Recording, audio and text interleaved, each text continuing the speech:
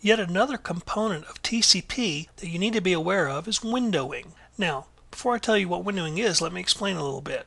Not all hosts or computers can send or receive data as fast as any other host on the network. And this might be due to different reasons. A limitation may be a slow, old network card that's in use on one of the hosts, or maybe one of the OSs is an older version of OS, or even different implementations of the TCP/IP stack on operating systems may affect how much data can be sent or received. Another factor could be network connection speeds. For example, a computer using a gigabit Ethernet sending data to a computer that's using a 10100 Ethernet card may have some problems sending and receiving data at the same rate.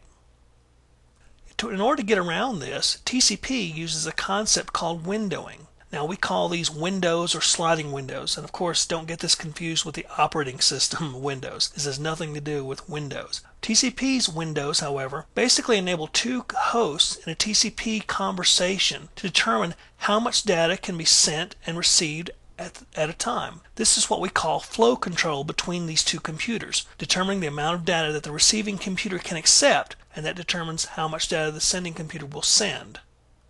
Now this window size is a number that specifies how much data can be received by the receiving computer at any given time. It's a 16-bit number. Now what happens is every time there's a TCP segment acknowledgement sent from the receiver back to the sender, it includes the TCP window size. That tells how much data can be sent by the sending computer before waiting on an acknowledgement from the receiving computer. So the sending computer will send data until it hits the window size. Then it will stop sending data and wait on an acknowledgement so that it knows that the receiving computer actually received all the data it sent. Then it'll start sending data again. Now as network conditions improve or as the computer has the ability to accept more data into its buffer, it may send a larger window size. So this is why we call it sliding windows, because it can vary. During the demonstration that we'll have at the end of this section, we'll cover window sizes, and I'll show you what it looks like.